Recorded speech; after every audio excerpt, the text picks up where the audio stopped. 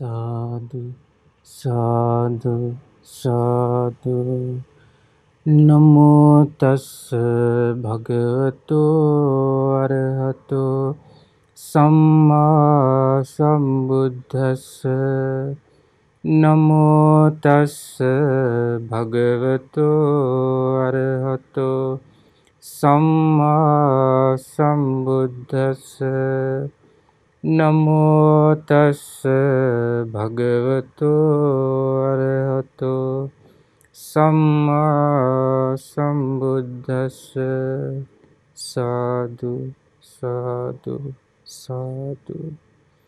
මාගේ ගුරු දේවෝත්තම කල්යාණ මිත්‍ර පින්වත් ලොකු ස්වාමීන් වහන්සේට නමස්කාර වේවා. සාදු සාදු සාදු. මේ උතුම් ධර්ම විනය ජීවිත පරිත්‍යාගයෙන් රැකගෙන උතුම් මහරහත් සංඝ පරපුරට අප හැම දිනාගේම নমස්කාරය වේවා. සාදු සාදු සාදු. ශ්‍රද්ධාවන්ත පින්වත්නි, අද සෝවිසි මහා ගුණ ධර්ම දේශනා මාලාවේ විකාශන දායකත්වයේ දරන්නේ මහියංගනය මාපාගඩ වැව අංක 66 නාමල් සෙවන කියන ලිපිනේ පදිංචි විශ්‍රාමික පරිපාලන නිලධාරිණී පින්වත් සීලා හේරත් මහත්මියත්, ඒ මහත්මියගේ ඒ ස්වාමි පුරුෂයා වන විශ්‍රාමික බැංකු නිලධාරී එම්.බී. හේරත් මහත්මයාත් යන අය විසින් තමා අද මේ උතුම් ධර්ම දානමය පින ඔබට සිද්ධ කරන්න.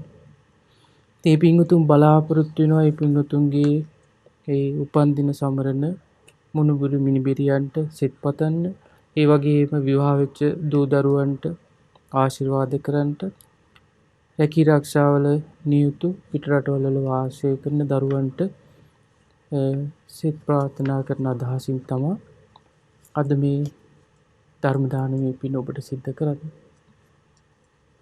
මේ හැම කෙනෙක්ගේම මේ පින්වතුන් බලාපොරොත්තු වෙන්නේ මේ පුණ්‍යානුමෝදනාව හැටියට මේ දරුවන්ගේ යහපත.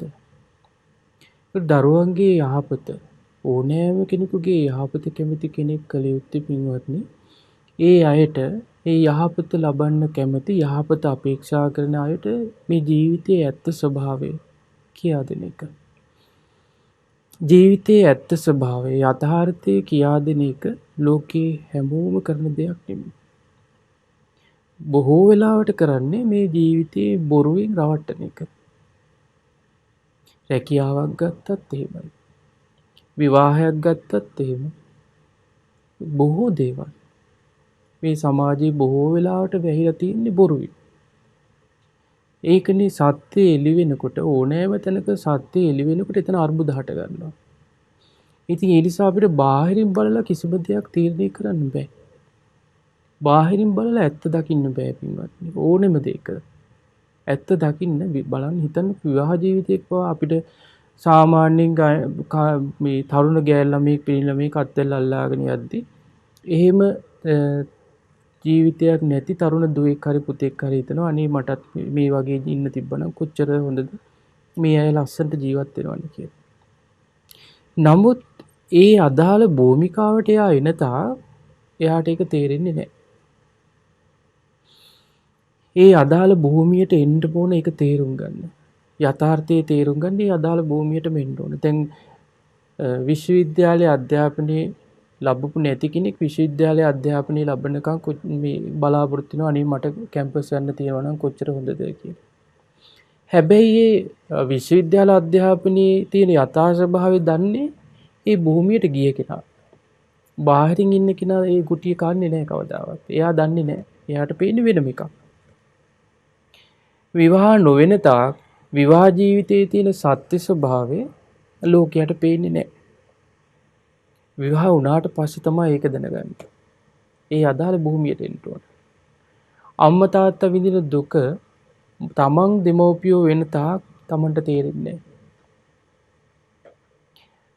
අම්මා තාත්තා වුණාට පස්සේ තමා ඒ දුක තේරෙන්නේ. ඒ නිසානේ දෙමව්පියෝ කියන්නේ නුඹලට තේරෙවා අපි මේ කියන දේවල් මේ මොනවාද කියලා උඹලා අම්මලා තාත්තලා වෙච්ච දවසකදී කියලා අම්මලා තාත්තලා කියනවා. ඒ කියන්නේ ඒගොල්ලෝ ඒ ගුටිය කාලා ඉන්නේ. ඒ ගුටි කෑමිල්ලත් ඥාණයෙන් ඒගොල්ලෝ කියනවා නුඹලට යම් දවසක තේරෙයි අපි මේ කියන දේ කියලා. ඔය උඹලා හිතන දේවල් නෙමේ ඇත්ත මේ ජීවිතේ කියලා. ඉතින් ආන් ඒ වගේ අදාළ භූමියට එන තාක් දැන් පැවිදි ජීවිතේ බාහිරින් බලලා පැවිදි ජීවිතයක් ගැන කෙනෙක් හිතන රටාව නෙමේ පැවිදි ජීවිතේ ආවට පස්සේ තියෙන එක බුදුරජාණන් වහන්සේ වදාළ විශාල වීරියකින් කරන්න ඕන දෙයක්. දැන් සාමාන්‍ය ලෝකෙට පේන්නේ කෙස් රැවුල් ටික බාලා ලස්සනට සිවුරු පොරවගෙන බිම් බලාගෙන වඩිනවා පාත්‍රයේ දානි වළඳනවා මේ වගේ මේ බාහිර දේ විතරයි පේන්නේ. හැබැයි ඒ පැවිදි ජීවිතය තුළ සම්පූර්ණයෙන්ම තියෙන හිතත් එක්ක ගනුදෙනුවක්. හිතත් එක්ක සටනක් තියෙනවා. එතකොට මේ පැවිදි ජීවිතේට එන තාක් පැවිදි ජීවිතයේ තියෙන දුෂ්කරතා සුන්දරතා ඒ කිසිවක් දකින්න බෑ බාහිර. පැවිදි ජීවිතයට එන්න ඕන ඒක දැනගන්න. ඒ වගේ අදාළ භූමිකාවට එන තාක් අපිට යථාර්ථය තේරෙන්නේ නැහැ. ඒ නිසා මේ යථාර්ථය කියන දේ ඇත්ත කියන දේ ලෝකෙට යම් කෙනෙක් අහන්න සලස්සනවා කියලා කියන්නේ ඒක මහ විශාල පිනක්. ලෝකයාට කරන්න පුළුවන් අනුකම්පාවෙන් කරන්න පුළුවන් යම් තාක් දෙයක් ඇද්ද ඒ තමයි මේ ඇත්ත ලෝකෙට හඳුන්වා දෙන එක. ඇත්ත ලෝකෙට අහන්න සලස්සන එක. දැන් හිතන්නකෝ ලංකාවේ වගේ රටවල් වල මරණයක් සිද්ධ වුණාට පස්සේ දවස් ගාණක් පුරාවට මේ ගමේ මිනිස්සුන්ට ඒ නගරේ මිනිස්සුන්ට ඊළඟට ජීවත් වෙන පුංචි දරුවන්ගේ ඉඳලා මේ ස්වභාවය දකින්න ලැබෙනවා. ඒ කියන්නේ මරණයක් වුණාට පස්සේ කටයුතු කරන්නේ කොහොමද දුක් විඳින්නේ කොහොමද දුක් වෙන්නේ ඊට පස්සේ කටයුතු අවසන් කරන්නේ කොහොමද දවස් 7ක් පස්සේ තනි රකින්නවා මේ වගේ දවස් ගණනාවක ප්‍රශ්නයක් මේ ලංකාවේ වගේ රටක මරණයක් වුණාම තියෙන්නේ. හැබැයි විදේශ රටවල් වල ඒක නෑ. දැන් ලංකාවේ යම් ගෙදර නිවසක මරණයක් සිද්ධ වුණාට පස්සේ ඒ පාරෙන් යන ඕනම කෙනෙක් දන්නවා මේ ගෙදර මරණයක් වෙලා කියලා. නමුත් පිට රටවල් වල ගත්තොත් එහෙම මරණයක් වුණාට පස්සේ සමහරලාට මේ මිනියවත් ගෙදරට ගේන්නේ සමහර වෙලාවට. ඒකත් මල් ශාලාවක බොහොම වැදගත් විදිහට ටයි කෝඩ් දාලා ගිහිල්ලා ඒ කටයුතු අවසන් කරලා එනවා. ඒ නිසා ඒ ජීවත් වෙන මේ බාල පරම්පරාවට ඒව දකින්නවත් ලැබෙන්නේ සමහර වෙලාවට.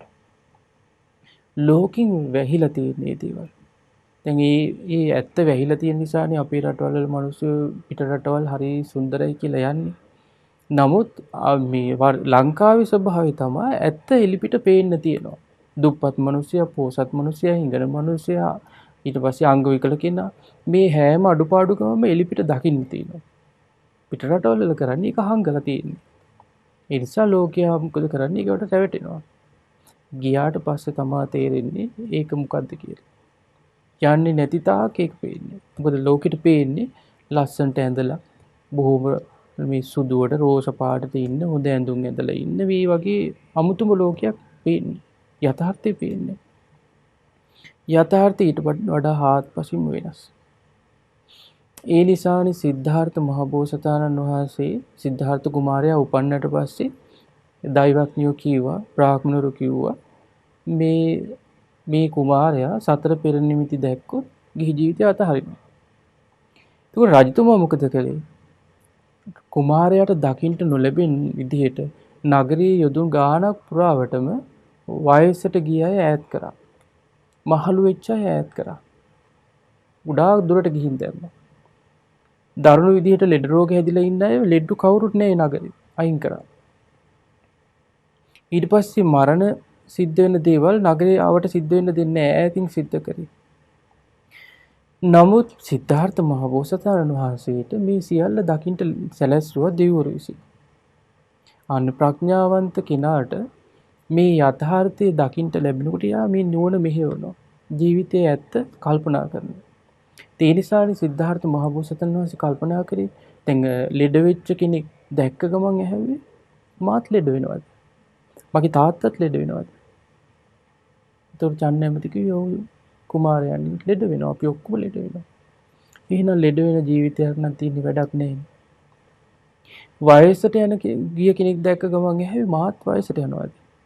මගේ අම්මා තාත්තා වයසට යනවා කිව්වා. එහෙනම් වැඩක් නැහැ. එහෙනම් මේ ජීවිතේ වැඩක් නැහැ. මරණයටපත් වෙච්ච කෙනෙක් දැක්කට පස්සේ හැවි මාත් මැරෙනවද? මගේ අම්මා තාත්තත් මැරෙනවද? මැරෙනවා. ආයි දකින්න හම්බෙන්නේ නැත්තම් වැඩක් නැහැ. මේ විදිහට සිද්ධාර්ථ මහ බෝසතාණන් වහන්සේ නුවණ මෙහෙව්වා. ආන්ගේ යථාර්ථය දැනගත්තු නිසා තමයි අද අපි මේ සම්බුද්ධත්වයට පත් වෙලා අවබෝධ කරගත්තු මේ ඥාණයෙන් කියපු ධර්මයේ ශ්‍රවණය කරන්නේ. ඒක නැත්තම් ලෝකේ යථාර්ථය දැනගන්නේ නැති තාක් ජීවිතයට පැමිණෙන දුක් කරදර වලට මුහුණ දෙන්න බෑ. ඒ යථාර්ථය දැනගන්න ප්‍රඥාව තියෙන්න ඕනේ. බුදුරජාණන් වහන්සේ දේශනා කරන්නේ මේ ජීවිතයට පැමිණෙන දුක් කරදර පීඩා මේ ජීවිතයට එද්දී ඒවා මැඩගෙන ඉන්න පුළුවන් ප්‍රඥාව තියෙනවා නම් මෝඩ කෙනාට ඒක කරන්න බෑ කියනවා. ඒ නිසා බුදුන් දේශනා කරන්නේ තමන්ගේ අනාගතය ගැන හිතලා හොඳ නරක තෝරා බේරාගෙන කලින්ම ඒ ගැන දැනගෙන නුවණින් දැනගන්න ඕන කියනවා. තමන්ගේ අනාගතය පිළිබඳව හොඳ නරක අනාගතය ගැන හිතලා හොඳ නරක තෝර බේර ගන්න ඕන අපි. අපේ ජීවිතයේ පවතින යහපත පිණිස පවතින අයහපත පිණිස පවතින දේවල් මොනවාද කියලා හොඳ නරක දෙක තෝරා බේරා ගන්න ඕන. ඒ ගැන හොඳට නුවණින් දැනගෙන කටයුතු කළොත් සතුටු මිතුරු කාටවත් අපේ ජීවිතවල සිදුරක් හොයාගන්න බෑ කියලා. ඒ විදිහට නුවණින් සලකලා කටයුතු කරන්නේ නැති නිසා තමයි මේ ලෝකේ සතුරන්ටත් මිතුරන්ටත් ජීවිතවල අඩුපාඩු හොයාගන්න පුළුවන් ඉන්නේ. එතකොට මේ අඩුපාඩු අල්ලගෙන අපිට පහර දෙනවා. හැබැයි කෙනෙක්ට කල්පනා කරන්න පුළුවන් නම් නුවණින් යුක්තව මගේ ජීවිතයේ තියෙන අඩුපාඩු මොනවාද? අනාගතේ මට මේ අර්බුද වලට පත් වෙන්න සිද්ධ වෙන්නේ මොන වගේ අඩුපාඩු මගේ ජීවිතේ තිබුණොත්ද කියලා එයා හඳුනගත්තොත් එයා මේ අඩුපාඩු බැහැර කරගෙන ලස්සන ගමනක් යනවා. රහතන් වහන්සේලා දේශනා කරේ මේ විදිහටයි. සතුරු මිතුරු කාටවත් සිදුරක් හොයාගන්න බෑ කියනවා. ලස්සන තේර ගාතාවක් තියෙනවා. සම්භූති කියන මහරහතන් වහන්සේ දේශනා කරනවා නුවණ නැති කෙනා ඉවසන්ට ඕනෑ තැන කලබල වෙනවා කියනවා. නුවණ නැත්තම් ඉවසන්ට ඕන තැන කලබල වෙනවා කියනවා නුවණ නැති කෙනා. කලබල වෙන්න ඕනෑ තැන එයා ඉවසනවා කියනවා. අන්තිමේදී වැරදි විදිහට කටයුතු කරලා දුකටපත් වෙනවා. ඇයි දුකටපත් වෙන්නේ? නුවණ නැති නිසා කටයුතු කරන නිසා. එතකොට මේ නුවණ නැති කෙනා එහෙම කටයුතු කරාට පස්සේ එයාගේ ස්වභාවය මේ වගේ කියනවා. එයාගේ දියුණුව පිරිහි යන්නේ කළුවර වේගන යන හඳක් වගේ කියනවා. අවපක්ෂයට යන හඳ වගේ කියනවා. අවපක්ෂයට යන හඳ ටික පැහැයෙනොත් වටරවුමිනොත් ප්‍රමාණයෙන් අඩු වෙනවා. ප්‍රභාස්වර භාවයෙන් අඩු වෙලා නොපෙනී යනවා. ඒ වගේ මෙයා පිළිබඳව මේ නුවණ නැතුව කටයුතු කිරීම නිසා දුකටපත් වීම නිසා එයාගේ දියුණුව පිරිහෙනවා ඊළඟට අපකීර්තියටපත් වෙනවා කියනවා. නුවණ නැතිකම නිසා මේ මෝඩේ කියලා අපකීර්තියටපත් වෙනවා කියනවා. ඊළඟ එක තමයි යහපත් මිතුරන් එයාට අහිමි වෙනවා කියනවා. නමුත් නුවණ තියෙන කෙනා ඉවසන්ට ඕනෑ තැන ඉවසනවා. කලබල වෙන්න ඕනෑ තැන කලබල වෙනවා. නුවණින් විමසලා කටයුතු කරලා සැපයටපත් වෙනවා කියනවා. එයාගේ දියුණුව වැඩෙන්නේ හරියට පුරපක්ෂයට නැගගෙන ඉන්න හඳ වගේ කියනවා. එතකොට එයා පිළිබඳව හොඳ කීර්තිරාවයක් පැතිරෙනවා. මෙයා හොඳ නුවණක්කාර විදිහට වැඩ කරන කෙනෙක්. මෝඩෙක් වගේ කටයුතු කරන කෙනෙක් නෙමෙයි. කීර්තියක් පැතිරෙනවා කියනවා. ඊළඟට එයාට යහපත් මිතුරු එකතු වෙනවා කියන්නේ නුවණැත්තා ඇසුරු කරන්න යහපත් අය කැමති. නුවණැත්තෙක් ඇසුරු කිරීම තුළ කවදාවත් අයහපතක් වෙන්නේ නැහැ. ඒ නිසා තමන්ගේ දරුවන්ට යහපත කැමති දෙමව්පියෝ කළ යුත්තේ නුවණැත්තෝ විසින් දේශනා කොට වදාළ ධර්මයේ ශ්‍රවණය කරන්න සලස්වන එක. ඒ වගේම තමයි ඒ නුවණ පිහිටවන නුවණ වැඩෙන ප්‍රඥාව වැඩෙන ධර්මයේ හැසිරෙන්න සලස්වන එක. ඒ ධර්මයට යොමු කරන එක. ඒක තමයි දෙමව්පියන්ට දරුවෝ වෙනුවෙන් කරන්න තියෙන ඉහළම යහපත.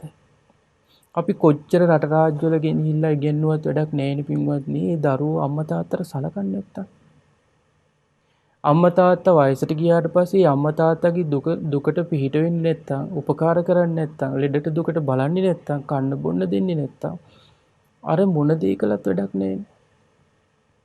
ඊළඟ ප්‍රධානම දේ තමයි කොච්චර අපි හිතමු ආචාර්ය මහාචාර්ය මේ ජීවිතේ ගන්න පුළුවන් ඉහළම තනතුරු ගන්නවා කියලා. ඉහළම රටවල් වල ජීවත් වෙනවා, ඉහළම තනතුරු ලැබමින් ජීවත් වෙනවා කියලා හිතන්නකෝ. ඒ මොන දේ කරත් වැදූ අම්මා තාත්තා ඒ දරුවෝ නිසා හැඬු කඳුලින් නම් ඒ ලබන උසස් ජීවිතවලින් ඵල මොකක්ද? ඊළඟට ඒ දරුවෝ මේ ජීවිතේ මොනතරම් සතුටින් සැපයෙන් ජීවත් වුණත් ඒ සතුට සැපේ ලබා දෙන්න අම්මලා තාත්තලා ගොඩාක් වෙහෙසෙනවානේ. භවභෝග සම්පත් එකතු කරමින්, අධ්‍යාපනය ලබා දෙමින්, හොඳ විවාහ කර දෙමින්, ගෙවල් දොරවල් හදලා දීලා මේ ඔක්කොම කරනවා. හැබැයි අපි හැමෝම මැරෙනවානේ. ඒ දරුවෝත් මැරෙනවා.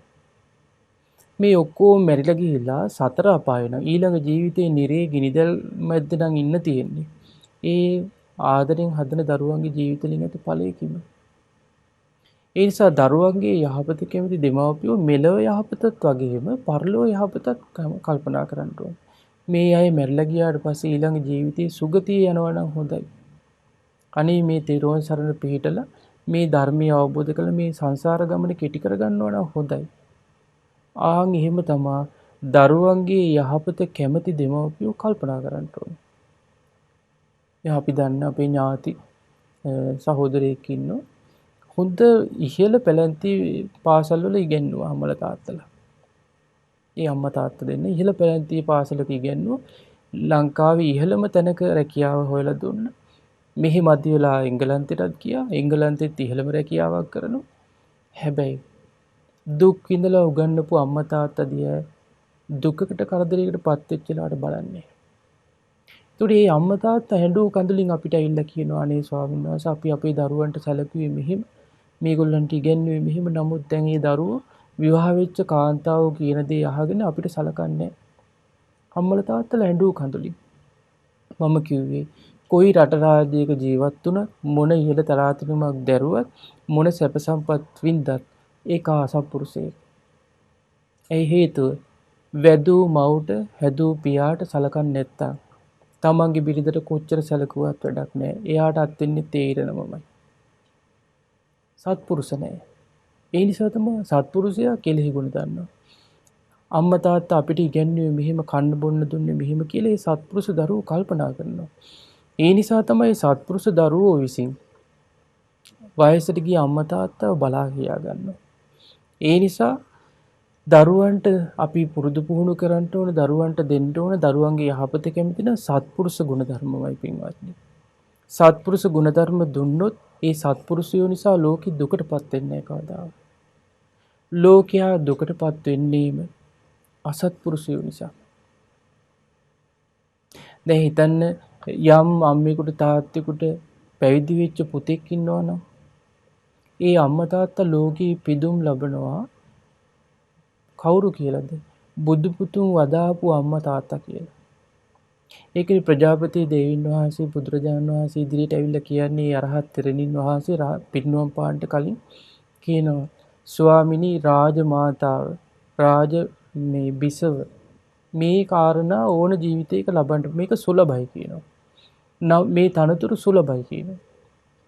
නමුත් බුද්ධ මාතාව කියන තනතුර මේ ලෝකෙ දුර්ලභයි කියන ඔබ වහන්සේ ඒ තැන මට දුන්නා. බුදු පුතුන් වදාපු මව්වරු කියන වචනේ දුර්ලභයි ලෝකෙ. හැමෝටම පුතු කොච්චර ලැබුවත් කාන්තාවන්ට ඒ හැමෝටම මේ තනතුර ලබන්න බෑ. බුදු පුතෙක් බිහි කරපු අම්මා කියන තැන. හැබැයි ඒක දුර්ලභම ලබන දෙයක්. ඉතින් ඒ නිසා දරුවන්ගේ යහපත කැමති අම්මලා තාත්තලා කරන්න ඕනෙම ධර්මයේම සමාදන් කරන එකයි. ධර්මයටම යොමු කරන එකයි. සත්පුරුෂ ධර්මයේම අසන්න සලස්සන එකයි. ධර්මයේ සඳහන් වෙන්නේ සත්පුරුෂයන්ගමයි ඇසුරු කරන්න ඕන කියනවා. සත්පුරුෂ ධර්මයේමයි හික්මෙන්න ඕන කියනවා. සත්පුරුෂ ධර්මයේ අහන කෙනා සියලු දුක් අවසන් කරනවා කියනවා. දරුවෝ දුක් විඳිනවට අම්මලා තාත්තලා කැමති නැත්තම් ඒ දරුවෝ සියලු දුක් අවසන් කරනවට කැමති නම් ඒ අම්මා තාත්තා කළ යුත්තේ මේ සත්පුරුෂ ධර්මයේ වහන්න සලස්සන එකයි. ඔබටද අපටද එච්චරයි. ඉතින් ඒ නිසා මේ සත්පුරුෂ ධර්මයේ අපිට කලින් ජීවිතවල ඇහුනේ නැති නිසා තමයි අපි තාමත් සසරේ.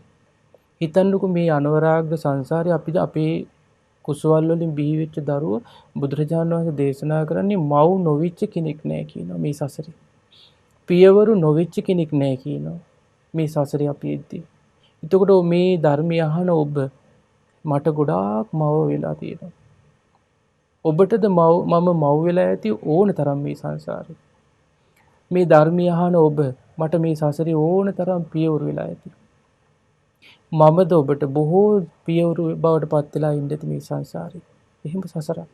හැබැයි තාමත් අපි සංසාරේ. ඒ හේතුව සත්පුරුෂ ධර්මයේ ඇහුන්නේ නැති බව. සත්පුරුෂ ධර්මයේ හික්මුන් නැතිකම. සත්පුරුෂ ධර්මයේ පුරුදු කරපු නැතිකම. ආන් ඒ නිසා ආයි සසරේ. නිසා අතීතේ හිටියා මේ ලස්සන තේර ගාතාවක් අපිට මුණ ගැහුණ මේ තේර ගාතාව භද්‍ර කියන රහතන් වහන්සේ දේශනා කරන්නේ. උන්වහන්සේ දේශනා කරනවා මන් තමයි කියනවා පවුලේ එකම දරුවා. අම්මා තාත්තා මට පුදුම ආදරයක් තිබ්බේ. ඔන්න බලන්න සැබෑවටම ආදරේ තියෙන අම්මා තාත්තා කරපු දෙයක්. ඉතින් මේ අම්මා තාත්තට දරුවෝ නැතුව කාලයක් හිටියේ ගොඩාක් දුක් විඳලා කියනවා දරුවා උපැද්දුවේ. ඒ ගොඩාක් මේ දුක් විඳලා දරුවා හම්බුණාට පස්සේ මේ රහතන් වහන්සේ කියන ඇත්තෙන්ම අම්මා තාත්තා දෙන්න මට හරිම ආදරේ. මගේ යහපත ගැනමයි කල්පනා කරේ. අන්තිමේදී ඒගොල්ලෝ මාවත් වඩාගෙන බුදු සමිඳුන් ළඟට අරගෙන ගියා කියනවා. ගිහින් කිව්වා කියනවා ස්වාමිනී මේ දරු සිඟිත්ත හරි දුක් විඳලා ලබා ගත්තේ.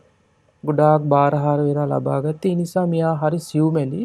නිසා අපි මෙයාගේ යහපත ගැන හිතුවා. අපි මේ ලෝකේ නැති වෙච්ච කාලෙක මේ දරුවට මොකද මේ සිද්ධ වෙන යහපත මොකද්ද කියලා කල්පනා කරා.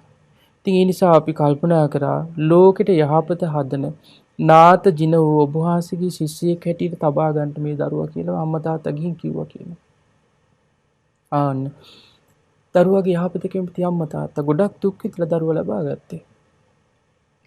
දරුවා බාර දුන්නට පස්සේ බුදුරජාණන් වහන්සේ මාව ආදරෙන් පිළිගත්තා කියනවා. පිළි අරගෙන ආනන්ද ස්වාමීන් වහන්සේට කිව්වා කියනවා ආනන්ද ඉක්මනට මේ දරුවා පැවිදි කරන්න. මහා පින්වන්ත කෙනෙක් කිව්වා කියනවා. සාසුන් වහන්සේ මාව මහාන කරලා වෙහෙරට වැඩියා. දවල් කාලේ ගෙවෙන්න ඉස්සර වෙලා සුළු වෙලාවකින් මගේ හිත සියලු කෙලෙසුන්ගෙන් නිදහස් වුණා කියනවා. බලන්න පුංචි දරුවෙක්. අවුරුදු 7ක් වගේ පුංචි වයස දරුවෙක් අම්මා තාත්තා වඩාගෙන ගියා දරුවගේ යහපත ලබා දෙන්න ඕන කියලා. උදේ පැවිදි වුණා කියන පැවිදි කළ බුදුරජාණන් වහන්සේ විහෙරට වැඩියා කුටියට වැඩියා. දවල් කාලේ ඉවරෙන්න සුළු මොහොතයි තිබ්බේ. අරහත්ත්වයටපත් වුණා කියනවා. එදා හවසරුවේ භාවනාවෙන් නැගී සිටි සාසුන් වහන්සේ පින්වත් භද්‍ර මෙහාට එන්න පොඩ්ඩක් කියලා කතා කරා කියනවා. ඒක තමා කියනවා මගේ උපසම්පදාව. මං උපසම්පදාව ලැබනකොට වයස අවුරුදු 7යි. පැවිදි වෙච්ච දවසේම රහත් වුණා. එදාම උපසම්පදාවත් ලැබුවා. මා ත්‍රිවිද්‍යාව ලබා ගත්තා. උන්වහන්සේ කියනවා අහෝ මේ සද්ධර්මයේ ආශ්චර්ය බලන්න කියනවා. ඇත්තටම ආශ්චර්යමත් ධර්මයක්. උදේ පැවිදි වුණා, දවල් වෙද්දී අරහත්ත්වයටපත් වුණා. ත්‍රිවිද්‍යාව ලැබුවා. ආසවක්ඛේ ඥානෙ, චුතූපපාත ඥානෙ, පුබ්බේ නිවාසානුස්සති ඥානෙ කියන මේ ත්‍රිවිද්‍යාවම ලැබුවා. අවුරුදු 7යි. ආන්න දරුවගේ යහපත කැමති අම්මා තාත්තා සැබෑවටම කළ යුතු දේ කළා. මොකද දරුවෝ ගොඩාක් දුක් විඳලානේ උපද්දවන්නේ. ඒ දුක් විඳලා උපද්දන දරුවෝ නිකන් අයාලේ ගිහිල්ලා විනාශ වෙනවට කිසිම දෙමව්පිය කෙනෙක් කැමති නැහැ. ඒ නිසා ඒ අයාලයන්ට නොදී විනාශ වෙන්න නොදී ඒ ජීවිතේ රැක දෙන්න ඒ අම්මා තාත්තා කල්පනා කරා. ප්‍රඥාවන්ත විදියට කටයුතු කළා. සත්පුරුෂයෙක් ලෝකෙට බිහි කළා. ආන්ගේ සත්පුරුෂයන්න් වහන්සේ නම බිහි කරපු නිසා තමයි අවුරුදු 2600ක් ගිහිල්ලා ඒ සත්පුරුෂයන්න් වහන්සේගේ වචනේ අදටත් අපි අහනවා. දැන් අපි සාමාන්‍යයෙන් හදන දරුවෝ මිය ගියාට පස්සේ ඕන්නම් අවුරුද්දක් දෙකක් තුනක් සිහිපත් කරලා දානයක් දෙයි කතා කරා. එතනින් එහාට අමතක වෙලා යනවා. බලන්න අවුරුදු 2600ක් ගිහිල්ලා තාම මේ රහතන් වහන්සේ ගැන කතා වෙනවා. එතකොට මේ අම්මා තාත්තා ඇත්තට මේ අයහපතක්ද කරේ යහපතක්ද කළේ? සැබෑවට මේ දරුවට යහපතක් කළේ. ආගේ නිසා මේ ලෝකයා මේ යහපත් දෙයට පහදිනවා. එතකොට ලෝකෙට යහපත උදා කරන රහතන් වහන්සේලා. ඉතින් මේ ලෝකෙට යහපත උදා කරන සත්‍ය වූ ධර්ම ඒකායන සත්‍ය ලෝකෙට ඉස්මතු කරේ. ඊළඟට ඉස්මතු කරලා පෙන්වුවේ, පැනෙව්වේ, නිර්දේශ කළේ, පිහිටෙව්වේ, විස්තර විභාග වශයෙන් වදාළේ බුදුරජාන් වහන්සේ. බුදුරජාන් වහන්සේ දේශනා කරන නිසා භාග්‍යතුන් බුදුරජාන් වහන්සේලා පහළ නොවන තාක් මේ සත්‍ය පරම සත්‍ය ලෝකෙට විවෘත වෙන්නේ. ඒ නිසා බුදුරජාණන් වහන්සේලා දේශනා කරන්නේ බුදවරු නැති ලෝක අඳුරුයි. බුද්ධ ශාසන නැති කාලවලට මේ ලෝකේ අඳුරුයි. උන්වහන්සේ ඒකට උපමාවක් දේශනා කරනවා මේ හිරු සඳු දෙක පෑවුවේ නැත්තම් මේ ලෝකේ ඝන අන්ධකාරයක් තියෙන කියනවා. වැඩි ඕනේ නේ මේ ලයිට් ගියොත් කොච්චර ඝන අන්ධකාරයෙන් බය ඉන්නවදනේ. ඉර හඳ දෙක පායන්නේ නැති කාලයක් තිබ්බොත්. දැඩි අඳුරක් තියෙන කියනවා ලෝකේ. නමුත් මහණෙනි ඊටත් වඩා වැඩි අන්ධකාරයක් මේ මනුෂ්‍ය ජීවිතවල තියෙනවා කියනවා. ඒ කුමක්ද? අවිද්‍යාව නම් වූ අන්ධකාරය කියනවා මේ ජීවිතයේ තියෙන දැඩි අඳුර. අවිද්‍යාව බලවත් වුණාට පස්සේ මිනිස්සුયો කරන කියන දේ පිළිබඳව කිසි වැටහීමක් නැහැ. පිනපව පිළිබඳව අවබෝධයක් නැහැ. අවිද්‍යාව හේතු කොටගෙන මිනිස්සු බොහෝ දේවල් කරනවා. නමුත් බුදුරජාණන් වහන්සේ මේ අවිද්‍යාව අන්ධකාරයේ බින්දා සත්‍ය ලෝකෙට ඉස්මතු කරා. ඒ තමා මේ බුදුරජාණන් වහන්සේ සම්බුද්ධත්වයට පත් වෙලා මේ ලෝකේ උන්වහන්සේ ලෝකයාට කියා දුන්නා මේ ලෝකේ පරම සත්‍ය තියෙනවා. පරම සත්‍ය හතරක්. ඒ මේ ලෝක ධර්මතාවයි. ඒක බුදුරජාණන් වහන්සේ නමක් පහළ වුණත් නැතත් මේ ලෝකයේ තියෙන පරම සත්‍යය. හැබැයි ඒ සත්‍ය ලෝකෙට ඉස්මතු කරන්නේ බුදු කෙනෙක් පහළ වෙලා. ආන්ගේ සත්‍ය සාමාන්‍ය කෙනෙකුට ඉස්මතු කරන්න බෑ. ඒ සත්‍ය ලෝකෙට ඉස්මතු කරන්න තමා බුදුරජාණන් වහන්සේ සාරාංශක කල්ප ලක්ෂයක් පාරමී ධර්ම පුරන්නේ. පාරමී ධර්ම පුරලා ඒ පින සම්පූර්ණ කරලා තමයි උන්වහන්සේ මේක අවබෝධ කරන්නේ. ඒකයි මේ ධර්ම අවබෝධයේ පිණිස පින ඕමනයි. ඒ නිසා පින් කරන්න කියලා කියන්නේ. එතකොට ලෝකයා ගරහනවා සම්මා දිට්ඨිය නැති. ලෝකයා ගරහනවා පිනට. පින් කර කර ඉඳලා හරියන්නේ සසර දික් වෙනවා කියලා. පින් කරද්දී සාමාන්‍ය මොළයක් තියෙන මනුස්සයා කල්පනා කරන්න ඕන පින් කරද්දී සසර දික් වෙනවා නම් පව් කරද්දී මොකද වෙන්නේ? සසර කෙටි වෙනවද? කරහනවා කියලා කියන්නේ පින් කිරීමක් නෙවෙයිනේ. පව් කිරීමක්. කවුරු හරි කරන යහපත් දෙයකට කෙනෙක් ගරහනවා නම් ඒක පිනක් නෙමෙයිනේ. ඒක පවක්. කවුරු හරි කරන උතුම් දෙයක් විවේචනය කරනවා නම් ඒක පිනක් නෙමෙයිනේ. ඒක පවක්. සසරෙන් ඔබ නිදහස් වෙන්න කැමති නම් පව් කරලා හරියන්නේ නැහැ. පින් කරන්න ඕනේ. ඒ හේතුව පින පිහිටවන්න ඕන නිවනට. එතකොට යාට නිවන් අවබෝධයට ඒක උපකාරයි. අදාළ account එක අඳුන ගන්න ඕනේ. චතුරාර්ය සත්‍ය ධර්මය අවබෝධ කරගන්න ඕනා කියන account එකට තමයි පින් රැස් කර ගන්න ඕනේ. එහෙම නැතුව වෙන දේවල් දැන් සමහරු පිනක් දහමක් කරාට පස්සේ පුණ්‍ය ප්‍රාර්ථනාවේ තියෙන්නේ දරුවන්ට ඉක්මනට විවාහ සාර්ථක වේවා. ඊළඟට දරුවන්ට ඉක්මනට රැකී ආරක්ෂා ලැබේවා. ඊළඟට අපේ ගෙවල් දොරවල් හදාගන්න තියෙන බාධා දුරු වේවා. එහෙම නැත්නම් අපේ දුවට දරුවෙක් ඉක්මනට ලැබේවා. ඊළඟට මේ තියෙන ලෙඩ දුක් දුරු වේවා. මේ වගේ නොයේකුත් ප්‍රාර්ථනා තියෙනවා. ඒවා ඕනම ජීවිතයක තියෙන දේවල්. එතකොට මේ account හරි බාලයි. නමුත් උතුම් account එක ඔබට තේරෙන භාෂාවෙන් මම මේ කියන උතුම් තැනක පිහිටවන්න ඕන. පින බුදුරජාණන් වහන්සේ වදාළේ මේ පින මහත්ඵල මහානිසංස නැහැ. පින කිලුට වෙනවා කියනවා. කාම ලෝකයේ සැප සම්පත් පැතුවොත් පිනක් කරලා. ඒ නිසා පිනක් කරලා පතන්න ඕනේ උත්තරීතර දෙයක්. උතුම් දෙයක්.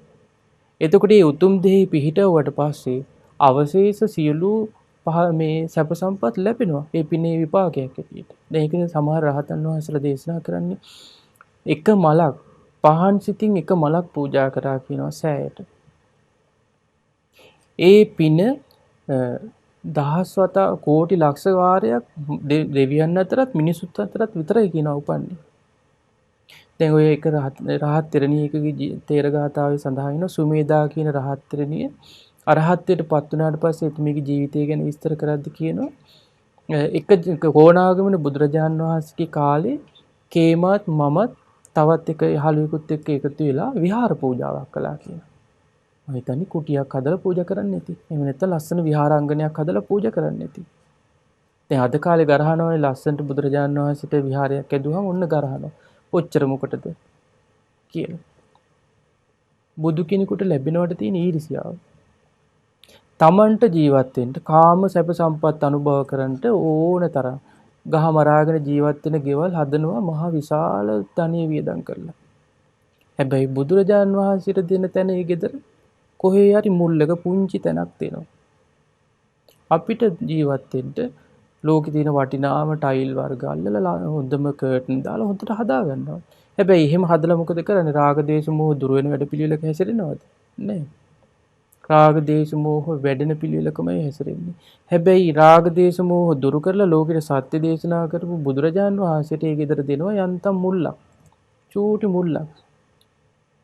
දුම් වදින මුල්ලක තමයි බුදුරජාන් වහන්සේට තැන තියෙන්නේ. බුදුරජාන් වහන්සේ මුල්ලේ. රාග දේශ මොහ තියෙන අය ගෙදර එලි පිට. බුදුරජාන් වහන්සේ ලෝකෙට සත්‍ය එලි කරා. මෙන්න මේක තමයි ලෝකේ තියෙන පරම සත්‍ය. බුදුරජාණන් වහන්සේ සම්බුද්ධත්වයට පත් වෙලේ ඒ පාරමී ධර්ම පුරලා පින සම්පූර්ණ කරා. මම ඒකයි කිව්වේ පින තියෙන්න ඕන, පින පිහිටවන්න ඕන උත්තරීතර තැන.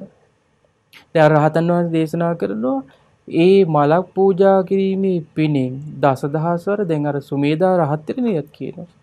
දසදහස්වර 10000 දෙවියන් අතරමයි උපන්නේ කියනවා. දෙවියන් අතර ගියාට පස්සේ ඒ දෙවිවරුන්ගේ බිසෝවරු වෙලා කියනවා උපදින්නේ. මනුස්ස ලෝකේ ආවට පස්සේ සක්විති රජවරුන්ගේ බිරින්දෑවරුමයි උනේ කියන්නේ. එතකොට මේ දෙවියන් අතර ගියත් මනුස්ස ලෝකේ ආවත් සියලු සැප සම්පත් විඳිනවා. ඒ පිනේ අවසාන විපාකයක් කියනවා. විහාර පූජාවේ අවසාන විපාකය තමයි කියනවා අරහත්ත්වයටපත් උනා. අර ඔක්කොම පින විපාක දීලා අරහත්ත්වයටපත් වෙන අවසාන වශයෙන්. ඒකයි බුදුරජාණන් වහන්සේ වදාළේ පිනක් කරාම නිවනේ පිහිටන්න. නිවනේ පින පිහිටවන්න කිව්වා. බුදුරජාණන් වහන්සේ පින සම්පූර්ණ කරලා මේ චතුරාර්ය සත්‍ය ධර්මය අවබෝධ කරලා ලෝකෙට කියා දුන්නා. මේ ලෝකේ පරම සත්‍යයක් තියෙනවා. ඒ තමයි දුක නම් වූ වාරි සත්‍ය. ඉපදීම දුකක්. වයසට යෑම දුකක්. ලෙඩවීම දුකක්. ප්‍රියයන් හා එක්වීම ප්‍රියයන්ගෙන් වෙන්වීම දුකක්. අප්‍රියයන් හා එක්වීම දුකක්. කැමති දේ නොලැබී යාම දුකක්. මේක ලෝකේ තියෙන සත්‍යයක්. මේ ඇත්ත මේ යථාර්ථය කාලයකට වළංගුයි කාලයකට අවලංගුයි නෑ. ඇත්ත කියන දේ කවදාවත් එකයි. ඒ නිසා ලෝකයා පිළිගත්තත් නොගත්තත් මේ සත්‍ය හැමදාටම එකයි. ඒක තමයි ඒකායන සත්‍යයක් මේක. ඊළඟට බුදුරජාණන් වහන්සේ වදාළ මේ දුක හටගන්න පිළිවෙලක් තියෙනවා. මේ දුක හටගන්නා වූ ආර්ය සත්‍යයක් තියෙනවා. ඒ තමයි මේ දුක හටගන්නේ කුමක් නිසාද? උන්වහන්සේ තේරුම් ගත්තා, අවබෝධ කළා, ප්‍රහාණය කළා මේ දුක. මේ දුක හටගන්නේ තණ්හාව නිසායි. දරුවන් කෙරෙහි, බිරින්දෑවරු කෙරෙහි, ස්වාමිවරු කෙරෙහි, මේ ඉපදීම කෙරෙහි මේ සෑම දෙයකටම තියෙන ආසාව, ඇලීම, තණ්හාව නිසා තමයි මේ දුක උපදින්නේ. ඊළඟට මේ දුක නිරුද්ධ කරන ක්‍රමයකුත් තියෙනවා. මේ දුක සදාටම නැති කරන ක්‍රමයක් තියෙනවා. මේ දුක සදාටම නැති කරන්න පුළුවන්. ඒ තමයි මේ ත්‍රිවිධ තෘෂ්ණාවම ප්‍රහාණය කිරීමෙන්, ඉතිරි නැතුව නොයල්මින් නිරුද්ධ කිරීමෙන් මේ දුක ප්‍රහාණය කරන්න පුළුවන්. මේ දුක ප්‍රහාණය කරලා මේ නිවන සාක්ෂාත් කරන්න පුළුවන් කියලා බුදුරජාණන් වහන්සේ වදාළා. මේක ලෝකේ පවතින පරම සත්‍යයක්. දුක නම් වූ ආර්ය සත්‍ය, දුක හට ගැනීම නම් වූ ආර්ය සත්‍ය, දුක නිරුද්ධ වීම නම් වූ ආර්ය සත්‍ය. ඊළඟට වදාළ මේ දුක නිරුද්ධ කරන්න ඕන නම් අනුගමනය කරන්න ඕන වැඩපිළිවෙලක් තියෙනවා. ආන්ගේ වැඩපිළිවෙල අනුගමනය කළොත්, ඒ මාර්ගය අනුගමනය කළොත් මේ දුක නිරුද්ධ කරන්න පුළුවන්. ඒක තමයි දුක නිරුද්ධ කිරීමේ ප්‍රතිපදාව. ඒ ආර්ය අෂ්ටාංගික මාර්ගය. මෙන්න මේ චතුරාර්ය සත්‍ය ධර්මයේ බුදුරජාණන් වහන්සේ පාරමී ධර්ම පුරලා සම්බුද්ධත්වයට පත් වෙලා අවබෝධ කළා. ඒ පාරමී ධර්ම සම්පූර්ණ කරාට පස්සේ බුදුරජාණන් වහන්සේ වජිරාසන භූමියේ වැඩ හිටියා. මේ සත්‍ය අවබෝධ කරන්න. එතකොටම පවිතු මාරයා ආවා. ඒ සිද්ධාර්ථ නැගිටපන්. ඔය ආසනේ ආйти නුඹට නෙමෙයි මටයි කිව්වා. මහබෝසතාණන් වහන්සේ අහනවා නුඹට සාක්ෂි තියෙන්නේ මොනවාද? මොනවාද නුඹට තියෙන සාක්ෂි කියලා ඇහුවා. මාර සේනාව එක හැර කෑ ගැහුවා. අපි සාක්ෂි දෙනවා. මේ මහබෝසතාණන් වහන්සේ සිද්ධාර්ථ මහබෝසතාණන් වහන්සේ සිවුරින් තමන්ගේ දකුණු ශ්‍රී හස්තයේ එළියට අරගත්ත හරියට වලාගෙබෙන් මිදෙන පුන් සඳක් වගේ. ඒ ශ්‍රී හස්තයේ භූමිය මහ පොළොව ස්පර්ශ කරලා කියනවා ඒ දරති මහතා සාක්ෂි දරන්න කිව්වා. සාක්ෂි දෙන්න කිව්වා. මම මේ සරං මේ පාරමී ධර්ම පිරුවේ මේ උතුම් සම්බුද්ධත්වයේ පිණිස නෙමේද කියලා සාක්ෂි දරන්න කිව්වා. මහ පොළොව වේගයෙන් සලිත වුණා. මාර සේනාව පෙරදිලා පලා ගියා. එදා අපගේ මහබෝසතාණන් වහන්සේ සිද්ධාර්ථ මහබෝසතාණන් වහන්සේ දස බිම්බරක් මාර සේනාව පරාජයට පත්කොට මේ සියලු කෙලෙසුන් නැසලා මේ මහා භද්‍ර කල්පේ සතරවෙනි බුදුරජුන් ලෙස ලෝතුරා සම්මා සම්බුද්ධත්වයෙන් අභිෂේක කොට වදාළා. ඒ අභිෂේක කොට වදාළ සම්බුදුරජාණන් වහන්සේ දේශනා කළා මෙන්න මේ සත්‍ය මේ ලෝකේ පරම සත්‍යයක් තියෙනවා. මේ සත්‍යේ උපනූපං හැම කෙනෙකුට බඹලව උපන්නත් තිරිසන් ලෝව උපන්නත් නිරේ ගියත් කොහේ උපන්නත් මොනතරම් උතුම් පෞල් පරිසරයක උපන්නත් එයාට මේ සත්‍යෙට මුහුණ දෙන්න වෙනවාමයි. දැන් මිනිස්සු අපිව හම්බෙන්න ඇවිල්ලා කියනවනේ මම අහවල් තැන වැඩ කරන්නේ මං අහවල් කෙනා අහවල් තනතුර දරන්නේ කියලා. හැබැයි මේ මොන තනතුර දරුවත් මොන තරම් සල්ලිකාරකම් තිබ්බත් ඒ කිසිවකට පුළුවන් ද පින්වත්නි අපි වයසට යන එක නවත්තන්න? බැහැනේ. අපි මොන ආයතනයක ඉහළ තනතුර දරුවත් ඒ තනතුරින් පුළුවන් ද පින්වත්නි අපි වයසට යන එක නවත්තන්න? ඒ තනතුරට පුළුවන් ද පින්වත්නි අපි ලෙඩ වෙන එක නවත්තන්න? ඒ තනතුරට පුළුවන් ද පින්වත්නි අපි මරණයටපත් වෙන එක නවත්තන්න? සක්විති රජවරුත් මැරිලා ගියා නම් මේ යන්තම් එහෙම මේ ආයතනයක තනතුරක් දරන අපි කොහෙද මේ සදා ජීවත් වෙන්නේ? ඒකයි බුදුරජාණන් වහන්සේ දේශනා කළේ උපන් සත්‍යයට නොමැරී සිටීමක් නෑ. මේ මරණයට පත්වන එක නෙමෙයි ප්‍රශ්නේ. ආය උපදිනවා. නමුත් මේ බුදුරජාණන් වහන්සේ වදාළ පරම සත්‍ය අවබෝධ කළොත් මේ ආය උපදින සංසාරෙට තිත තියන්න පුළුවන්. ඒ සඳහායි චතුරාර්ය සත්‍ය ධර්මය අපි අවබෝධ කළ යුත්තේ. ආන්ගේ චතුරාර්ය සත්‍ය ධර්මය අවබෝධ කර ගැනීම පිණිස මේ මාර්ගයට පිළිපන් පිරිසක් හිටියා. නුවණ වැඩෙන ප්‍රඥාව වැඩෙන වැඩපිළිවෙලේ හැසිරුණු පිරිසක්. ඒ තමයි බුදුරජාණන් වහන්සේගේ ශ්‍රාවක සංඝ රත්නය. අපි මේ සංඝ ගුණ ගැන කතා කරන්නේ. අපි පහුගිය කාලේ කතා කළා සුපටිපන්න ගුණය, උජුපටිපන්න ගුණය. අද කතා කරනවා ඥායපටිපන්නයි. ඥායපටිපන්නයි කියලා කියන්නේ ඥාය කියන්නේ නුවණ වැඩෙන ප්‍රතිපදාවකට පිළිපන්නා කියන අර්ථය. නුවණ දියුණු වෙන වැඩපිළිවෙලකට ඒ නිවන් මඟ අවබෝධ කර ගැනීම උදෙසා ඒ මාර්ගයේ ගමන් කරන ඒ මාර්ගයට පිළිපන්න ප්‍රඥාව වැඩෙන මාර්ගයක පිළිවෙත් පුරන ඒ සංඝ රත්නය ඥායපටිපන්නයි කියලා ලෝකෙ හඳුන්වනවා. ඥායපටිපන්න ගුණයෙන් උන්වහන්සේලාව පුදනවා. ප්‍රඥාව වැඩෙන යම් තාක් වැඩපිළිවෙළ ලෝකෙ තිබ්බද ඒ කිසිවකට ඒ සියල්ල අභිභවා බුදුරජාණන් වහන්සේගේ මේ ධර්මයෙන් ලෝකෙට නියම ප්‍රඥාව ලැබෙන විදිහට මඟ පෙන්වනවා. සැබෑම ප්‍රඥාව ලබන්න කැමති නම් එයා අනුගමනය කළ යුත්තේ බුදුරජාණන් වහන්සේගේ ධර්මය. සාමාන්‍ය ලෝකයා දැන් බුදුරජාණන් වහන්සේ වදාළ මේ ලෝකේ අටලෝ දහමට අනුව තමයි මේ ලෝකේ පවතින්නේ. ওই මහා ප්‍රඥාවන්තයි මහා බුද්ධිමත් කියන මිනිස්සුયો මේ අටලෝ දහම ඉදිරියේ කම්පා වෙන්නේ නැද්ද? හැබැයි රහතන් වහන්සේලා වනාහි තාදී ගුණේ යුක්තයි කියනවා. තාදී කියලා කියන්නේ මේ අටලෝ දහමට කම්පා නොවන ස්වභාවයෙන් යුක්තයි රහතන් වහන්සේලා. උන්වහන්සේලා ප්‍රඥා පාරමිතාව සම්පූර්ණ කරලා ප්‍රඥාව සම්පූර්ණ කරා. ඒ ප්‍රඥාව සම්පූර්ණ කරන්නේ චතුරාර්ය සත්‍ය ධර්මය අවබෝධ කරලා. දුක නම් වූ ආර්ය සත්‍ය, දුක හට ගැනීම නම් වූ ආර්ය සත්‍ය, දුක නිරුද්ධ වීම නම් වූ ආර්ය සත්‍ය, දුක නිරුද්ධ කරන ප්‍රතිපදාව නම් වූ ආර්ය සත්‍ය කියන මේ චතුරාර්ය සත්‍ය ධර්මය ඒ රහතන් වහන්සේලා පරිපූර්ණ වශයෙන් අවබෝධ කළා. ඒ නිසා යම්තාක් සත්‍ය සන්නිවාසයක්ද යම්තාක් බ්‍රවාග්‍රයක්ද ඒ සියලු සතුන් අතරේ අග්‍රයි කියනවා රහතන් වහන්සේලා. සුඛිනෝවත අරහන්තෝ. ඒ රහතන් වහන්සේලා බොහෝ සැපසේ වාසය කරන්න කියන. සැපයෙන් වාසය කරන පිරිස මේ ලෝකේ සැපයෙන් වාසය කරන එකම පිරිස රහතන් වහන්සේලා. ඒ හිතවල කෙලෙස් නැහැ. නිකලෙස්. ඉතින් මේ බුදුරජාණන් වහන්සේ සම්බුද්ධත්වයට පත්වලා මේ චතුරාර්ය සත්‍ය ධර්මය අවබෝධ කරලා උන්වහන්සේ ලෝකෙට කිව්වා.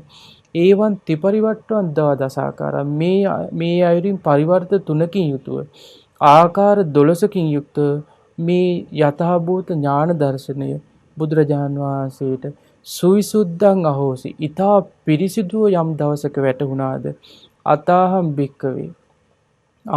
එකල්හි තමා කියනවා පින්වත් මහණෙනි දෙවියන් සහිත මරුන් සහිත බඹුන් සහිත ශ්‍රමණ බ්‍රාහ්මණුන් සහිත දෙව් මිනිස් ලෝකයා තුල අනුත්තරං සම්මා සම්බෝධින් අபிසම්බුද්ධෝ පච්චඤ්ඤාසි. මේ දෙව් මිනිස් ලෝකයා ඉදිරියේ මං සම්මා සම්බුද්ධයි අනුත්තර වූ සම්මා සම්බුදුරජාණන් වහන්සේ මං අවබෝධ කළා කියලා ප්‍රතිඥා දුන්නේ එතකොටයි කියන්නේ. ඒ තාක් පින්වත් මහණෙනි මං ලෝකෙ ප්‍රතිඥා දුන්නේ නැහැ කියනවා. ආන්ගේ බුදුරජාණන් වහන්සේ සම්බුද්ධත්වයට පත් වෙලා ලෝකෙට ප්‍රතිඥා දුන්නා මේ චතුරාර්ය සත්‍ය මං අවබෝධ කළා ඔබත් අවබෝධ කරගන්න. බුදුරජාණන් වහන්සේ භික්ෂුන් වහන්සේලාට දේශනා කරන්නේ පින්වත් මහණෙනි මේ අනවරාග්‍ර සසරේ අපිට එන්න සිද්ධ වුණේ බොහෝ දුක් විඳමින් එන්න සිද්ධ වුණේ ඔබත් මමත් මේ ආර්ය සත්‍ය හතර අවබෝධ නොකළ නිසා කියනවා. දැන් මමත් මේ ධර්මය අවබෝධ කළා. ඔබත් අවබෝධ කළා. ඒ නිසා අන් අයටද අවබෝධ කරන්න මේක දේශනා කරන්න කිව්වා. ආන්ගේ චතුරාර්ය සත්‍ය ධර්මයේ ඒ නුවණ වැඩෙන ධර්මයේ ඒ නුවණ වැඩෙන ප්‍රතිපදාව බුදුරජාණන් වහන්සේගේ ශ්‍රාවක සංඝ රත්නය අනුගමනය කළා. අනුගමනය කරනවා. ඒ නිසායි උන්වහන්සේලා ඥායපටිපන්නයි කියන ගුණ දරන්නේ. ඒ ඥායපටිපන්න ගුණ දරන එක රහතන් වහන්සේ නමක්. උන්වහන්සේ දේශනා කරනවා උබේ කියන රහතන් වහන්සේ මේ විදිහට වදාලා සූර්ය වංශයේ උපන් බුදු සමිඳුන් සුන්දර ලෙස වදාරන ලද දහම් පදයි මා අසාගත්තේ කියන්නේ.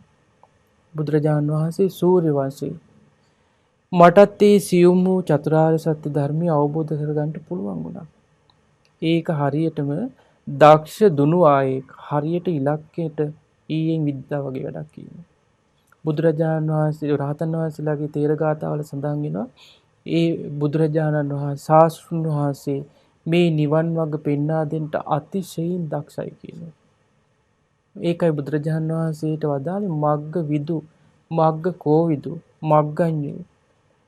බුදුරජාණන් වහන්සේ අනුපන්නන් මග්ගස්ස උපාදේතා මේ නූපන් නිවන් මඟ උපද්දවන කෙනා කියන අර්ථයෙන් බුදුරජාණන් වහන්සේ හඳුන්වනවා.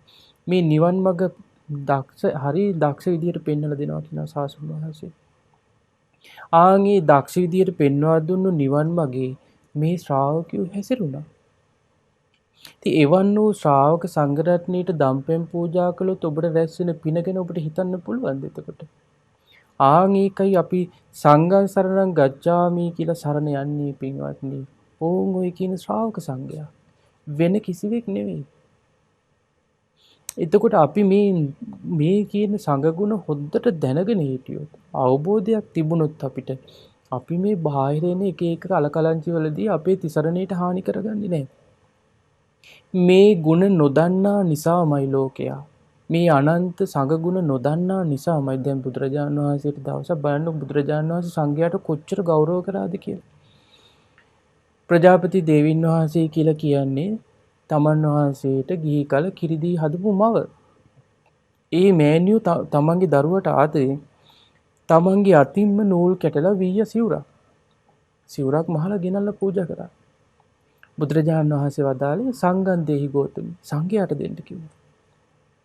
දෙවෙනි වතාවටත් කියනවා ස්වාමිනී මගේ අතින්මයි මේ කිව්වේ. ආනන්ද ස්වාමීන් වහන්සේත් කිව්වා ස්වාමිනී මේ බුදුරජාණන් වහන්සේගේ කිරිමව්. ඒ නිසා බොහෝ උපකාර කරලා තියෙනවා. ඒ නිසා ස්වාමිනී අනුකම්පාවෙන් පිළිගන්න කිව්වා. බුදුරජාණන් වහන්සේ තුන් වතාවම වදාළේ සංඝං දේහි ගෝතමි සංඝයාට දෙන්න කිව්වා. සංඝයාට දුන්නොත් මාවත් පිදුවා වෙනවා කිව්වා. බුදුරජාණන් වහන්සේ සංඝයාට ඒ තරම් ගෞරවයෙන් සැලකුවා. ඒ නිසා මේ සංඝ ගුණ මනාවකට දැනගෙන හිටියොත් ඔබට මේ සංඝ රත්නයේ හරියට සරණ යන්න පුළුවන්. හැබැයි මේ සංඝ ගුණ නොදැන හරියට සරණ ගියේ නැත්නම් ඔය ලෝකයේ ඇති වෙන එක එක අරුබුද හැමේ සංඝයාට බැන බැන විවේචනය කර කර හිටියොත් ඔබට අහිමි වෙන්නේ මොකද්ද? සංඝ සරණමයි අහිමි වෙන්නේ. තෙරුවන් සරණින් එක සරණක් අහිමි කියන්නේ තෙරුවන් සරණ ඔබට නැහැ. තිසරණ සරණ නැති අයට කොහින්ද දිව්‍යමය රැකවරණය? දැන් සතරවරම් දෙවරු පවා බුදුරජාණන් වහන්සේට පොරොන්දු වෙලා තියෙන්නේ, givisගෙන තියෙන්නේ, බුද්ධ ආඥාව තියෙන්නේ.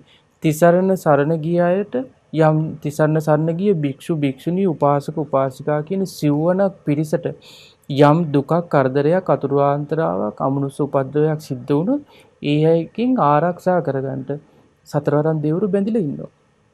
ඒක ප්‍රතිඥාවක්. සතරවරම් දෙවරු ආටනාටි සූත්‍රයේ තියෙන්නේ. ඒ ප්‍රතිඥාව දීලා තියෙන්නේ පින්වත්නි තිසරණ සරණ ගිය ශ්‍රාවකයන් ගැන විතරයි. වෙන කිසිවක් නෑ. ඒ නිසා ඒ උතුම් තිසරණේ රැක ගැනීම ඔබ සතු වගකීමක්. ඒ වගකීම සම්පූර්ණ කරගන්න ඒ තිසරණේ රැකගන්නට ඔබ අනිවාර්යයෙන්ම සංඝයාගේ ගුණ දැනගෙන ඉන්න ඕන. අපි පහුගිය කාලේ බුදුරජාණන් වහන්සේගේ ගුණ කතා කළා. ඊළඟට අපි ධර්මයේ තියෙන ගුණ කතා කළා. දැන් අපි කතා කරනවා සංඝ රත්නයේ ගුණ. ආන්ගේ උතුම් සංඝ රත්නේ මේ ඥාය පටිපන්න ගුණයෙන් සෝභමානව වැඩ සිටි ඒ ශ්‍රාවක සංඝ රත්නේ මේ සම්බුද්ධ ශාසනය ඒකාලෝක කරමින් වැඩ සිටියා. ඉතින් මේ උතුම් ඥාය පටිපන්න ගුණ ධර්ම උත්තම ශ්‍රාවක සංඝ රත්නය දෙවිහිමියෙන් සරණ යන්න අපට වාසනාව ලැබේවා. සාදු සාදු සාදු. අද දවසේ මේ සූවිසි මහා ගුණ ධර්ම දේශනා මාලාවේ දායකත්වයේ දරනු ලබන්නේ මහියංගනීය මාපාකඩවැව අංක 66 නාමල් සෙවණ කියන ලිපිණේ පදිංචි විශ්‍රාමික පරිපාලන නිලධාරිණී පින්වත් සීලා හේරත් මෑණියනුත් ඒ වගේම ඒ ස්වාමි පුරුෂයා වන විශ්‍රාමික බැංකු නිලධාරී එම්.බී. හේරත් මහත්මයා ඇතුළේ පවුලේ හැම දෙනා විසින් තමයි අද දවසේ මේ උතුම් ධර්ම දානමේ පින සිද්ධ කරන්නේ. ඉතින් අද මේ ධර්ම දානමේ පිනෙන් රැස් කළ සියලු පින් කැමති දෙවියෝ සතුටින් අනුමෝදන් වෙත්වා. පින් අනුමෝදන් වන දෙවියෝ දිව්‍ය ආශ්චර්යයෙන් වැඩෙත්වා. සීක බල ධර්මයන්ගෙන් දියුණු වෙත්වා. පිනෙන් සතුටුන දෙවියන්ගේ ධාර්මික රැකවරණ පිහිට ආරක්ෂාව මේ පින්වත් හැම දිනාටම නිරන්තරයෙන් සලසත්තා.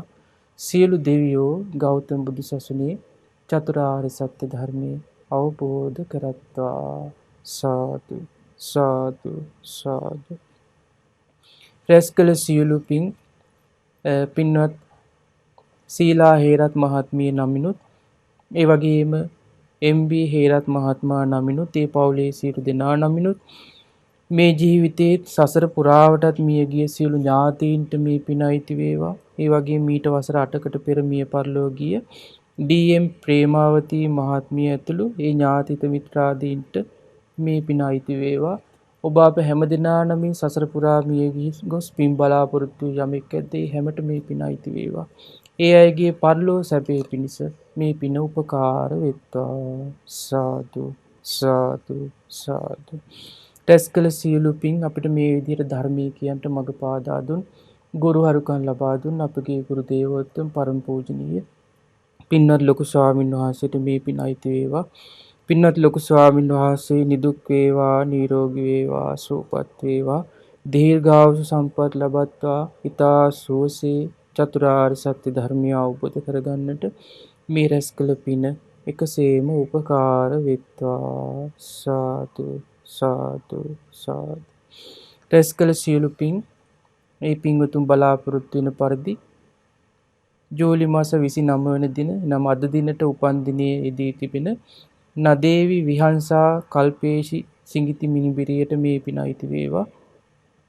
ඒ වගේම අගෝස්තු මාස 6 වෙනි දින උපන් දිනය සමරන සෙනේස් තමේරු සිඟිති මුණුබුරාට මේ පින අයිති වේවා.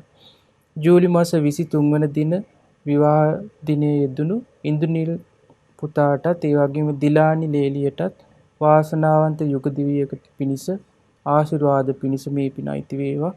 ජූලි මාස 21 වෙනි දින සහ 30 වෙනි දින උපන් දින සැමරු ඕස්ට්‍රේලියාවේ රැකියාවක යෙදී සිටින චාමර මනුරංග පුතාටත් ඒ ලෙහෙලියටත් මේ පින අයිති වේවා.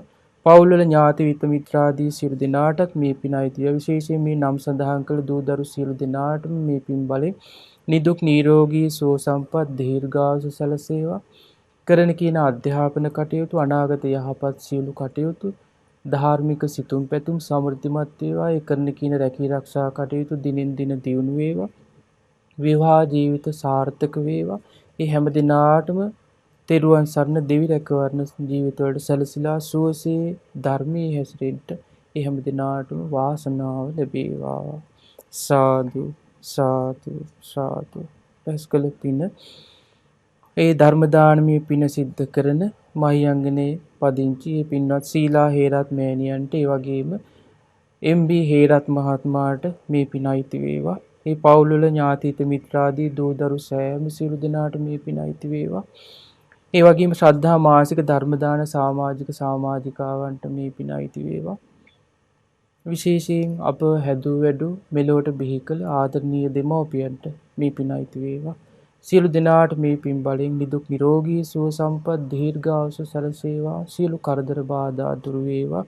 තුනුරුවනේ අනන්ත ආශිර්වාදය දෙවියන්ගේ රැකවරණ ජීවිතවලට සැලසේවා. සියලු දෙනාට ඊතා සුවසේ ගෞතම බුද්ධ ශාසනය තුල ආර්ය සත්‍ය අවබෝධ කරගන්නට මේ රැස් කළ පින එකසේම උපකාර වෙත්වා.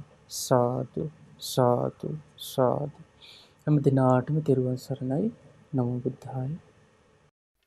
මෙවැනි වටිනා ධර්මදේශනා ශ්‍රවණය කිරීමට ශ්‍රද්ධා ඩේලි YouTube චැනලය සබස්ක්‍රයිබ් කරන්න.